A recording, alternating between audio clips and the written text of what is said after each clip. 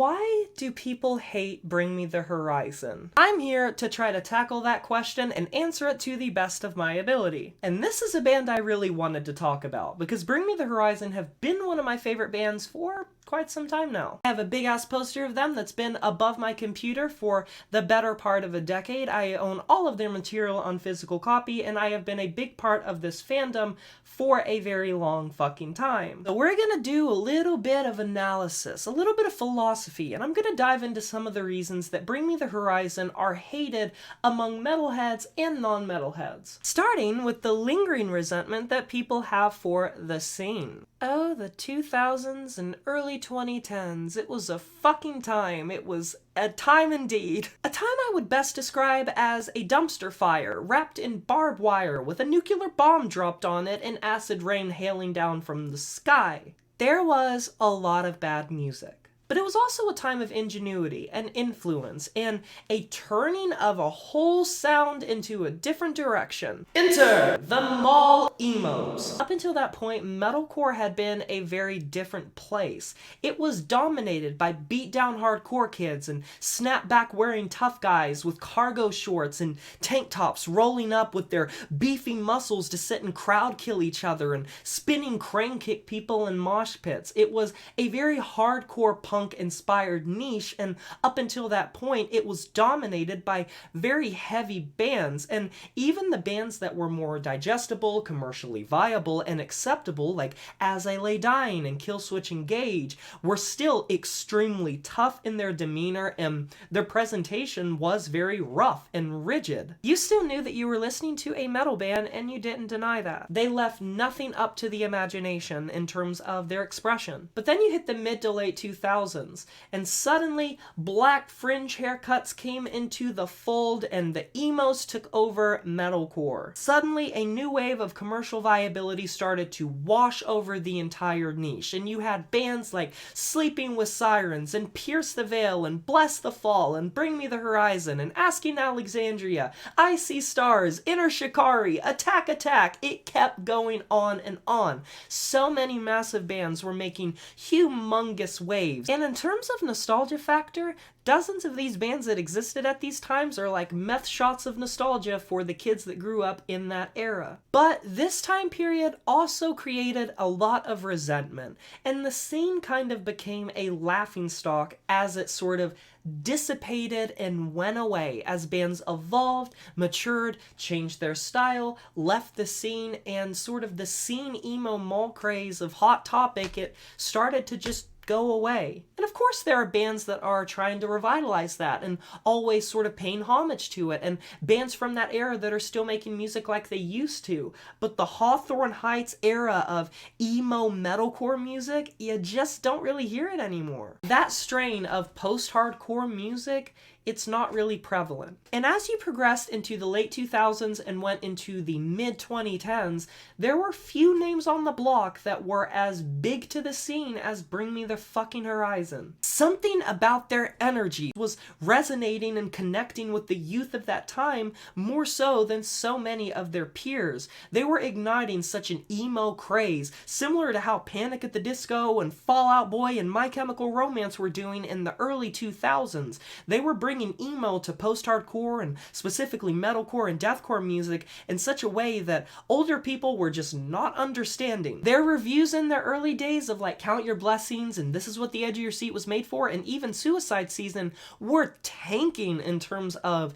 big publications. They thought they were stupid, they thought they were immature and childish, they didn't have any sort of musicality to them, they were writing basic music that was dime a dozen, but in reality Bring Me the Horizon were slowly building up a repertoire of not only a presentation and a look, but a level of sway over the post-hardcore and metalcore scenes that was unlike any other band. Suddenly, this mosh-friendly type of metalcore music was making its way into the mainstream. And you know what metalheads don't like? when shit makes it into the mainstream. But Oliver Sykes as a frontman pretty much dominated a lot of that mall emo aesthetic. Yeah, you had your Vic Fuentes, and you had your Gerard Way, and you had your Brendan Urie's, but in a lot of ways, Oliver Sykes became very synonymous with a specific look, with a specific style, and Bring Me the Horizon became synonymous with a specific look as well. Their merchandising, the way that they looked, it just showed a certain level of power in the niche. The big reason people have hated Bring Me the Horizon is that mall scene emo resentment, and that's lingering to this day. People didn't like them for that reason back in the day, but they certainly don't like them now, looking back at that, because they're still harboring those feelings towards it. But cut to the 2010s, cut to There Is a Hell, and specifically cut to Sempiternal. It cannot be fucking overstated just how much Sempiternal dominated the fucking 2010s. Suddenly, you had this album that all of the emos were resonating with. All of the emo mall kids that were growing up were suddenly feeling a new burst of energy. In a similar way to how Kurt Cobain talked to the Nirvana fans and XXXTentacion talked to his fan base, Oliver Sykes and the boys were making a lot of music that was really resonating with these disenfranchised youth that hate the system and hate the establishment. Fuck religion, middle fingers up, this crooked youth, and fucking House of Wolves, and specifically Can You Feel My Heart and Shadow Moses were not only genre-defining, just songs of their generation, but decade-defining songs of their generation for youth.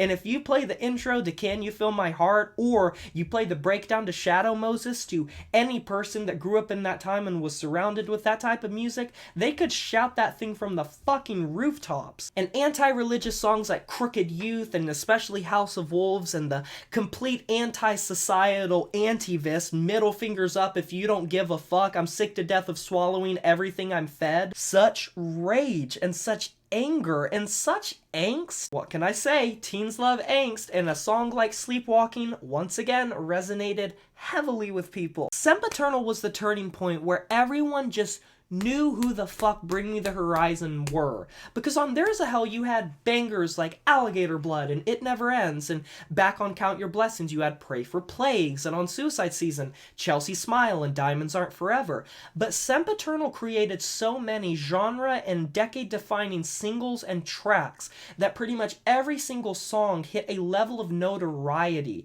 that most bands would clamor for just one time. Because all of these other contemporary emo and metalcore bands and post-hardcore bands, they might have 1, 2, maximum, if they can pray hard enough, 3 songs that reach that level of acclaim and buzz and notoriety, recognition. But look at Sempiternal. Can You Feel My Heart, Sleepwalking, Shadow Moses, Antivist, House of Wolves, Crooked Youth, and to a lesser degree, Hospital for Souls are all extremely recognizable songs for the genre. That's 7 fucking songs. And that is in no way to discredit the rest of the album. But it wasn't all peaches and cream when Sempiternal released, because here's one reason Bring Me the Horizon fans came to hate Bring Me the Horizon.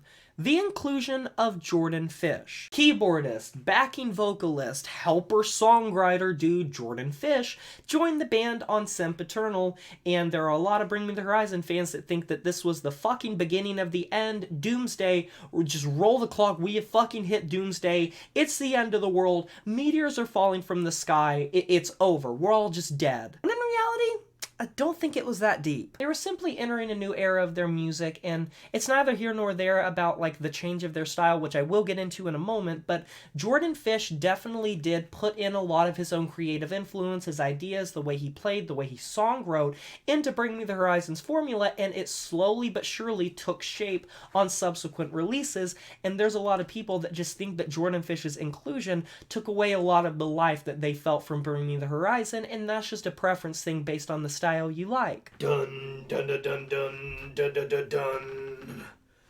Commercial viability. And you want to know what metalheads think of that? You stay down. Suddenly, boom, people are getting into them. And Bring Me the Horizon fans that were thinking they were more underground didn't like this. Metalheads didn't like this. Suddenly there was a big name in the metal sphere that people could fixate their hate on, with That's the Spirit debuting at number 2 on the Billboard Top 200, and I don't think people really understand how big of a fucking deal that is. Anytime something's popular, metalheads don't like it. Like, I literally am not joking, they just bring out the fucking bat and they want to kill people. They want to direct all of their ire towards something that is popular. And this kind of goes hand in hand with when That's the Spirit released, the change of their style. And it's just really funny to me. It's a funny complaint considering Bring Me the Horizon were always very commercially viable and popular even when they were heavier. Clearly, didn't you know? It's written in somewhere. I don't know where it's written.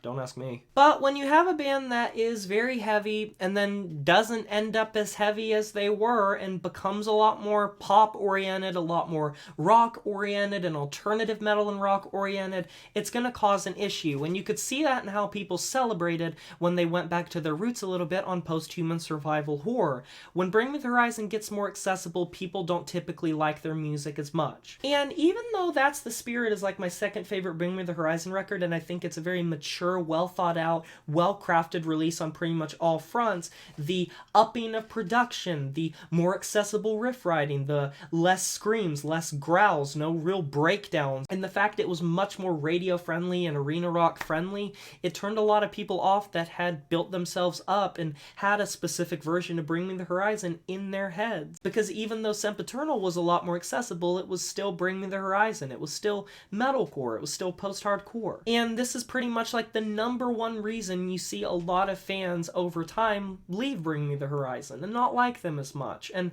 if you were around when those records were releasing from Sempiternal and That's the Spirit up into now, you could progressively see people become more disenfranchised, and it's the Asking Alexandria effect, but even more, because Bring Me the Horizon were even bigger and were even more built up on this really heavy, rigid style. But if you look into the inner details of Bring Me the Horizon and Oliver Sykes' struggle with ketamine and all of the shit that's happened and the way he fucked his voice up from doing metal vocals improperly, it's not hard to see why they changed their style, not to mention they just wanted to change their style. They wanted to write different material. And you can see it in how they poke fun about it on, like, heavy metal, and how every time they write a heavy track, they're like, we still got it. We can still do this if we wanted to. It's also cool when they incorporate, like, the medley stuff into their live performances, where they do, like, a medley of their older, heavier songs. But another issue outside of that, and this is just going back to people that don't like Bring Me the Horizon in general, their lyricism, their angst. People think that they are a little bit too edgy, a little bit too angsty, the way that they write material, like Sleepwalking and True Friends, and whether it be a reviewer, a publication, just a listener, someone trying to get into them, they think that it is just too angst-ridden, in the same way that they maybe wouldn't have liked a My Chemical Romance or a Pierce the Veil. That sort of style of metalcore music and post-hardcore music just isn't their cup of tea, because you could cut yourself on how blunt and on the nose a lot of the lyrics are. It all just kind of adds up into them not really liking Bring Me the Horizon. But I want to know what your guys' opinions are of them. Do you like them? Do you not? Are you neutral on them? Let me know down in the comment section below why. I can't wait to hear it. Be sure to like this video if you enjoyed it, subscribe to join the review family today, and smash that notification bell to be notified of my future uploads. You know who it is. My name is Jay Morris, and I'm signing off saying farewell.